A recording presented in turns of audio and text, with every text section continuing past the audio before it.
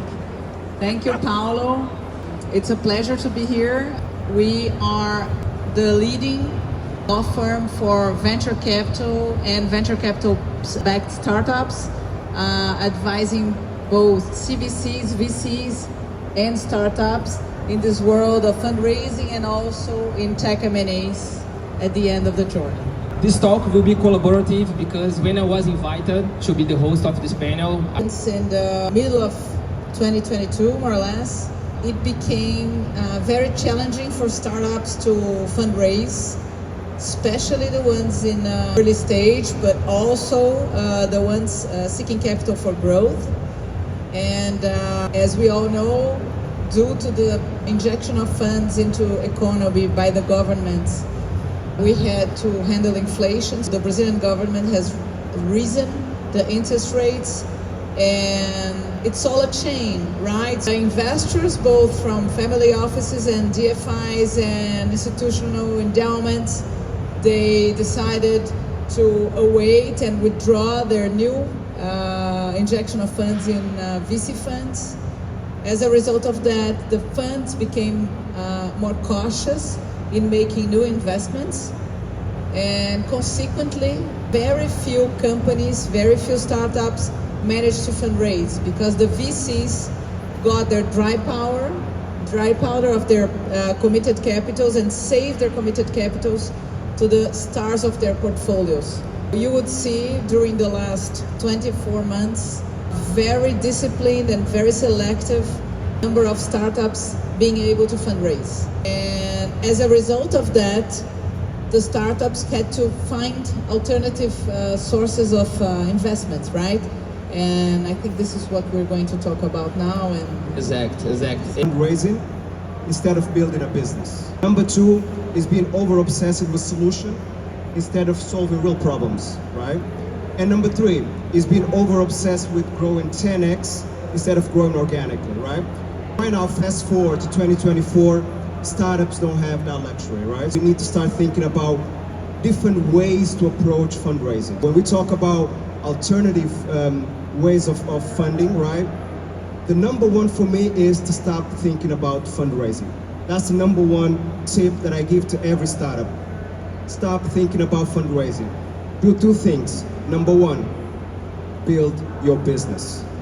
Get customers, get traction, because with that, money comes. That's the number one.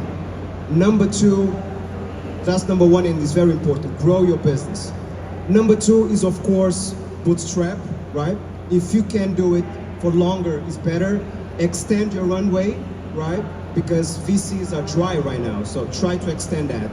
And number three, in terms of really getting money, I would say, go back to your angels, right? I'm a big advocate of angel investors, and I think right now what a lot of startups need is support. So get your super angel, that angel that really believes in you, that really believes that that brings more than money, brings that support system, the networks, the social capital, right?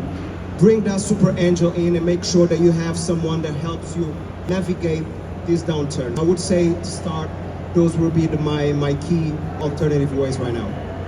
companies that are able to do journeys together with corporations in open innovation schemes. I think that there's a huge idle capacity in corporations for distribution channels, expertise about products, senior team to help you scale up and get growth for very little money or even for free. Since this is an idle capacity there, when you're able to access the correct ecosystems of corporate venture capital and open innovation, you could streamline your products and your product development. A lot of new markets by plugging your business into one or more corporations, including their distribution chains, because you can do a lot more with a lot less, right? The channel is already there. You just have to go there and get where the inflows can lead you to customers. And as long as you have the correct mindset, also running in the corporation, you could do it for very little and avoid having to fundraise. And I totally agree with Fernando that the first thing about fundraising is to stop thinking about fundraising and go do your business. Perfect. In building your business organically, right? Autonomy comes from one, understanding what are the best finance instruments out there for your startup, right? Understand what is your appetite to bring external investors. That's very important because not every startup wants to have a board. Not every startup wants to have external investors dealing with their business, right? I would say is really to think about what's your runway, what's your roadmap, what you want to deliver, and understand what's the best way to fund that way forward, right? Because I believe startups are, well, some of them are thinking already about exit, but number one thing again is to build a business, and autonomy comes from understanding what's the best for your business and what's the best finance instrument to really fund your business, I would say. And I would even add that as a result of the reality we're seeing, startups would be a lot better off pursuing what is key to their core business and making sure that the pressure for funds is not something that is what they were told to do in the past. Because in the late 18 or in 2018 or 2019, for example, startups were told to blitz scale, and startups were told to burn cash regardless of whether the unit economics made sense or whether the lifetime value would compensate the cost of acquisition of clients. And at certain point in time, with the shift, it happened just like it happened in 2000, right? There was no available capital, so everyone had to be back to bootstrapping. And this is a very good business because when you learn to navigate without external cash, and I have a nice friend here, Pedro Camolera from ClearSale, at the audience, and he always say the best money comes from a client. This is the best money that can come. Can I add to that? Very Turn has been very good for founders because, as I mentioned before, as Fabiana said, there's no luxury of burning cash, which means that you need to do the real thing. What we are finding as Jassy Africa is the founders are more focused. Founders are more, how can I say, caution about how they use their money, how they use that runway that they have. And actually, I think this is good. I think once we get out of this downturn, we will have better startups, we will have more resilient founders, and it comes from going through the pain of not having cash and not burning cash. Actually, I think in a way, it's positive because we're building better startups.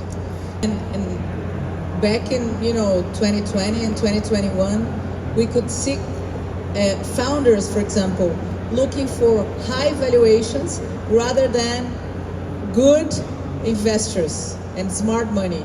They wanted a lot of money and a lot of valuation, but they just didn't realize this could be a tricky thing for them, because if they didn't perform, they would be diluted. It's not just money. Exactly, and it should not be about money. Money is good, money is necessary, but what are you going to do with the money, right? That this could change in this year or maybe in the next? Well, as we were saying in the center stage, we're cautiously optimistic, which could be fastly changing to a positive pessimistic.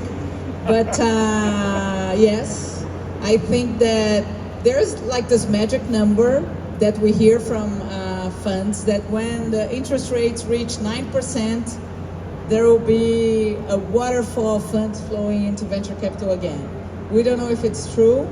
We were more optimistic until last week with the World is crazy. with the crisis, with the geopolitical crisis, and with our government at the stage of the public eye now. We may have a delay in that, but we're optimistic. I think that the economy won't just wait until a crisis, guys, because I think that the important thing is your GDP has to grow. If your GDP does not grow, you are not gaining money, you're stealing from someone else, right? When your GDP grows, this means you can grow together. It's true. I think economies, it's never been like that. And real entrepreneurs, they grow in the crisis, right? It's true. Right? In our case, we are, of course, we're following to understand when that shift is gonna happen. But until then, we focus on building the startups, right? I think right now, and we're talking about alternative ways of funding, I think the venture building model is really relevant today, right? Because as we navigate a downturn, instead of focusing on when things will change, we are focusing on let's build the best business possible right now, right?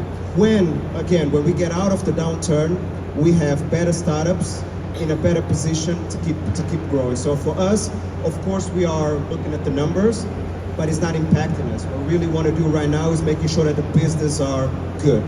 There's natural selection is also good, right? Those who cannot thrive will go back to banks, back to consultancy, which is B2B, B2C, and the best will succeed.